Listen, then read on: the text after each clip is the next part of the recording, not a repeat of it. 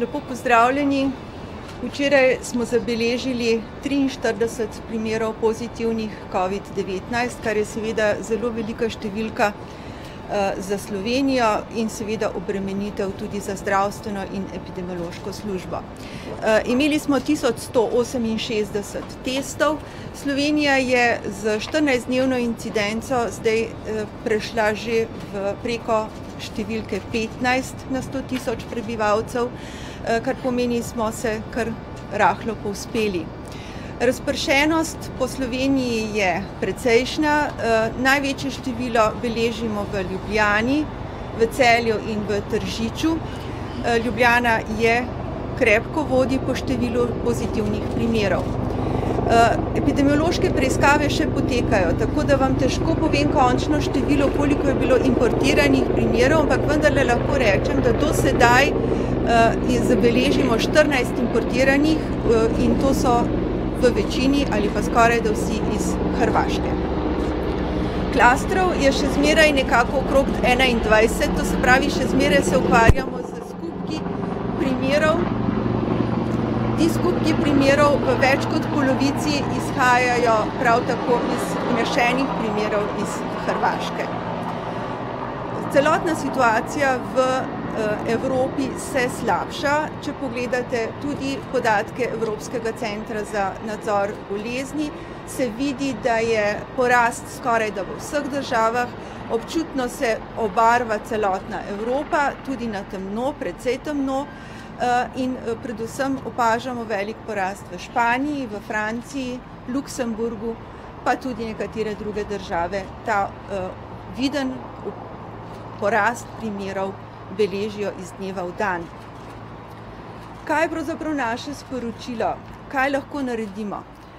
Še zmeraj ostajamo pri tem prošnji, da se večina ljudi poskuša držati vseh priporočil, ki smo jih nekako poudarjali že v vsem tem času, da spoštujejo in vljudno še enkrat prosimo, sodelujejo z epidemiološko službo takrat, kadar je potrebno pridobivati podatke. In tretja stvar, ki bi seveda tudi epidemiologom in pa tudi marsikateri drugi službi omogočala preprečevanje širjenja bolezni, da se ljudje poslužujejo oziroma da uporabljajo aplikacijo za iskanje kontaktov. To bi nam v smislu delovnega procesa, ki je izjemno obremenjen ob tej količini ljudi, ki jih imamo, pripomoglo, da bi morda širjenje vendarle zamejili.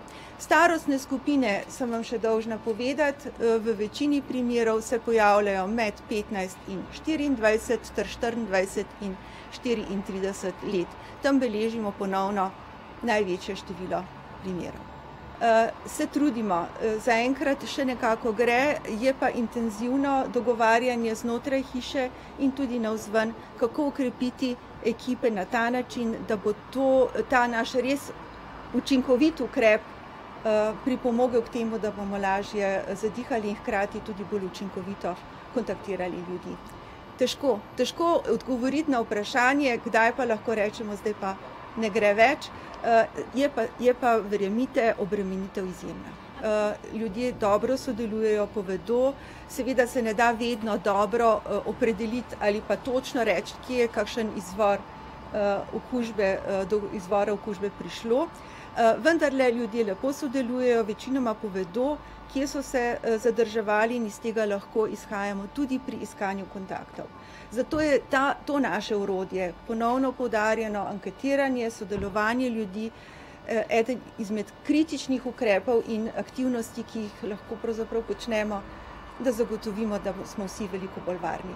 Seveda je osrednja inštitucija strokovna skupina Ministrstva za zdravje, ki bo povezovala različne deležnike in seveda na ta način tudi priporočila oblikovala.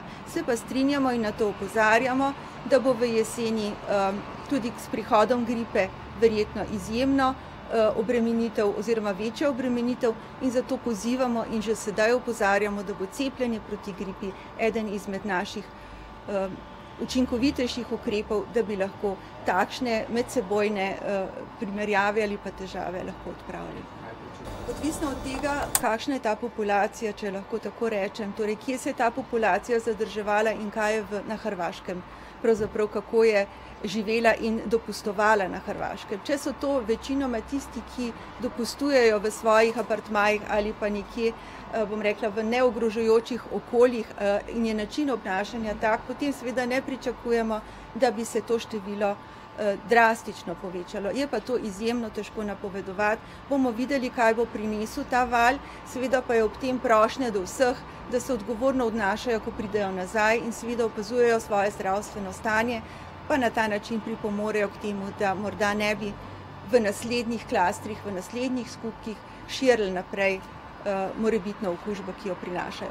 Torej pozornost vseh, ki se vračajo, sodelovanje in potem bomo seveda videli, vse napovedi pa so se, kot veste, zelo nehvaležne. Sama izolacija ima svoj pomen, ima seveda, če ve, da se je obnašal tako, da to morda ni najbolj primerno ali pa je bilo ogrožujoče, je takšen način seveda dobrodošel, je pa to odločitev vsakega posameznika in njegova lastno zavedanje, da lahko pripomore k preprečevanju širjenja. Naj ponovno poudarjam, kar se pravzaprav že velikokrat poudarila. NIJZ ni organ nadzora in organ odločanja, kar pomeni, mi pri tem nadziranju, kako se s karantenskimi odločbami dogaja, kdo jih izpolnjuje in ne, v tem primeru ne sodelujemo in ne ukrepamo, ker pač na ta način nimamo svojih kompetenc.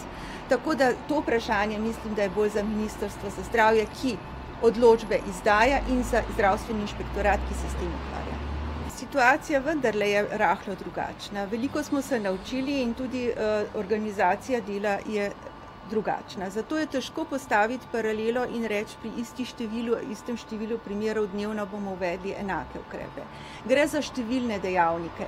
Gre za dejavnike obremenitve tudi zdravstvenega sistema, pa ne samo epidemiološkega, ampak tudi hospitalnega, in je seveda ta skupek dejavnikov, ki bodo povedali, kaj in kako in ob kateri točki se določeni ukrepi ponovno začnejo ali zaostrovati ali se jih vedno bolj poudarja. Sledenje, hkrati usklajevanje, koordinacija na nekem državnem nivoju z vsemi možnimi inputi in podatki doprinese k temu, da se potem lahko vzpostavi stanje, ki bi lahko eventualno potem preprečilo neko potencialno nadaljnjo rast. Težko postaviti kar takoj samo epidemiološkega vidika neko prelomnico. Tako da to je težko reči, da je samo ta starostna skupina tista, ki je lahko ogrožujoča. Ponovno je težko reči, ali so oni res tisti, ki lahko najbolj ogrožajo, ker ne vemo, kdo se je zadrževal in koliko teh ljudi se je zadrževalo na teh ogroženih. To je spet potem stvar analize in dela. Do začetka šole je še 14 dni. V 14 dneh se pokažejo znaki, če so eventualno nekdo okužen, in mislim, da je to dobra varovalka za začetek šole, da se lahko potem orientiramo naprej, kateri scenarij je tisti, ki najbolj ustreza tudi za srednje šole. Lahko pa povem, da je kontaktov kar precej in lahko vam tudi povem, da med temi 43, ki smo jih recimo včeraj zabeležili, je bilo 7 takih, ki so imeli karanteno odrejeno. To pomeni, da smo že nekaj uspeli zamejiti, ki bi lahko potencialno povzročilo še širjenje naprej.